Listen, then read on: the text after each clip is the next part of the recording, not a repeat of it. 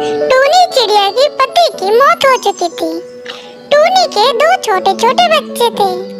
वह बड़ी मेहनत से अपने बेटों का पालन पोषण कर रही थी, पर कुछ दिनों से टूनी को एक बड़ी बीमारी ने घेर लिया था।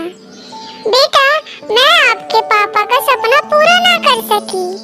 वो चाहते थे कि आप एक बड़े डॉक्टर बने, पर इस बीमारी से मेरा बचना मुश्किल है। नहीं मम्मा, मुझे छोड़कर मत जाइए। आपके बिना हमारा क्या होगा? बेटा, सुंदरी आंटी को बुला कर लाओ यहाँ। मुझे कुछ जरूरी बातें करनी है उनसे। अपनी माँ की बातें सुनकर बबलू सुंदरी को बुलाने चला जाता है, लेकिन सुंदरी को पुकारते पुकारते ही टूनी की मौत हो जाती है। मम्मा, आप आंखें खोलिए। देखो, मैं सुंदरी आंटी को ले आया हूँ। अपनी मम्मा को आंखें खोलते ना देख टूनी के दोनों बेटे रोने लगते हैं। कुकू, बबलू, आप दोनों चुप हो जाइए। अब आपकी मम्मा इस दुनिया से जा चुकी है। बबलू बेटे, टूनी ने मरने से पहले क्या कहा था? सुंदरी आंटी, मम्मा बस आपका नाम पुकारते पुकारते ही मर गई। बस कह रही थी सुंदरी आंटी को बुला लाओ। बबलू की यह बात सुनकर तो सुंदरी कौवे के पसीने छूटने लगे और वह कालू कौवे से कहती है, चलिए कालू जी यहाँ से। मेरी तबीयत कुछ ठीक नहीं लग रही है। लगता है वैद्य से दवाई लेनी पड़ेगी। ऐसा कहकर सुंदरी कौवे कालू कौवे को लेकर वहाँ से चली जाती है। सुंदरी जी, आखिर क्यों? टूनी ने मरते समय आपको याद क्यों किया? ऐसी क्या बात थी जो टूनी सिर्फ आपसे करना चाहती थी? कालू जी, मैं आपको सब बताती हूँ।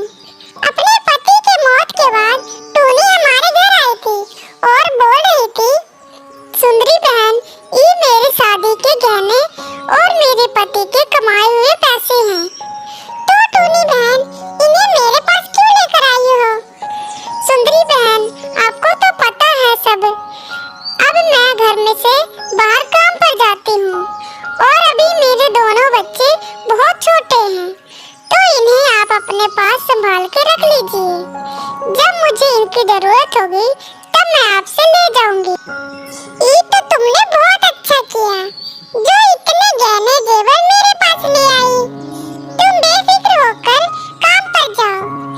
ये गहने मेरे पास सुरक्षित हैं।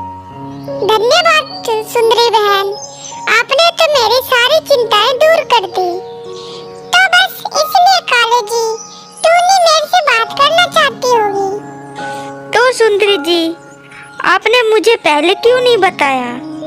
और अब इन गहनों और रुपए के बारे में आप क्या सोच रही हो? सोचना क्या है कालू जी, टूनी तो मर चुकी है और ये गहने की बात हम दोनों के सिवाय किसी को नहीं पता। कालू और सुंदरी को तो टूनी के गहनों पर लालच आ जाता है और वह सब अपने पास ही रख लेते हैं। और इधर कुक्कू और बबलू अपनी माँ को याद करके रोते रहते हैं। भैया, बहुत भूख लगी है। घर में भोजन का एक भी दाना नहीं है। मम्मा का जमा किया हुआ सारा भोजन खत्म हो गया है।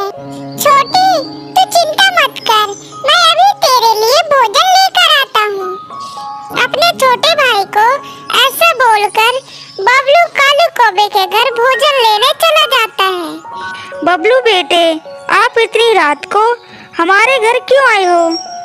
कालू अंकल, हमारे घर में भोजन खत्म हो गया है। हम दोनों भाई भूखे हैं, तो आप हमें थोड़ा भोजन दे दीजिए। बबलू बेटे, हमने सारा भोजन खा लिया है। अगर तुम पहले आते तो मैं शायद तुमको थोड़ा भोजन दे देता। कालू कौवे की यह बात सुनकर बबलू वहाँ से खाली हाथ ही चला जाता है। आगे भैया, मुझे आपके बिना बहुत डर लग रहा था और बहुत भूख भी लगी है। और भोजन कहाँ है? छोटे, तू मुझे माफ कर दे, मैं तेरे लिए भोजन नहीं ला सका।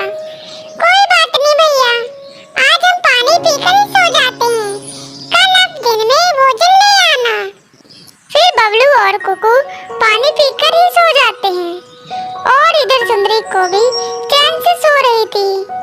तभी उसके सपने में टूनी आ जाती है। सुंदरी बहन, आप मेरे गहने और रुपए मेरे बच्चों को लौटा दीजिए। वो मेरे पति ने बहुत मेहनत से इकट्ठे किए थे ताकि हम बबलू को पढ़ा लिखा कर एक डॉक्टर बना सके। टूनी, तू तो मर चुकी है, तू कैसे वापस आ सकती है? नहीं नहीं, तू जिंदा नहीं हो सकती। सुंदरी जी, क्या हुआ? आप नींद में क्या बड़बड़ा रही हो? कुछ नहीं कालू जी, बस मैंने सपने में टूनी को देखा। अब आप सो जाइए। यह बात कहकर सुंदरी भी सो जाती है और अगले सुबह कालू से कहती है, चलो कालू जी, कहीं घूमने चलते हैं। टूनी के पैसों से आराम करते करते तो मेरे पंखे कट गए हैं। हाँ सुंदरी जी, चलिए झील वाली नदी के पास चलते हैं। फिर वह दोनों घूमने के लिए निकल जाते हैं। सुंदरी सुबह सुबह के मौसम का खूब आनंद ले रही थी। तभी एक बड़ा सा पत्थर सुंदरी के ऊपर आ गिरता है। कालू जी, बचाइए, हटाइए इस पत्थर को, ना जाने कहां से मेरे ऊपर आ गिरा। फिर कालू पूरी जान लगाकर सुंदरी के ऊपर से पत्थर हटा देता है। कालू जी, मुझसे तो उड़ा भी नहीं जा रहा है, इस पत्थर ने मेरे पंख तोड़ दिए हैं। आप मुझे पहले डॉक्टर के पास ले चलिए। फिर कालू कौवा सुंदरी को डॉक्टर के पास ले जाता है और उसकी पट्टी करवा के घर ले आता है। परंतु जब वह अपने घर को देखते हैं तो हाय हाय कालू जी, हमारा घर तो जल रहा है, ये आग कैसे लगी? मुझे क्या पता सुंदरी, मैं तो आपके ही साथ था। उसका सारा घर जल रहा था, पर जैसे तैसे कालू आग को बुझा देता है और वो घर के अंदर चले जाते हैं। कालू जी, घर का सारा सामान जल गया है, परंतु टूनी के पैसे और गहने तो बिल्कुल सुरक्षित हैं। सुंदरी जी, आप मुझे सच सच बताइए कि कल आपने सपने में क्या देखा? फिर सुंदरी टूनी की एक एक बात कालू कौवे को बताती है और तभी वहाँ पर एक आवाज होने लगती है, मेरे गहने और रुपए मेरे बच्चों को वापस लौटा दीजिए, वरना इस बार मैं तुम दोनों को जिंदा नहीं छोड़ूंगी। ये तो टूनी की आवाज है। सुंदरी, जल्दी से बक्सा उठाइए और हमें बबलू और कोको को ये दे आते हैं, वरना टूनी मुझे जिंदा नहीं छोड़ेगी। कालू कौवा और सुंदरी कौवे बहुत डर जाते हैं।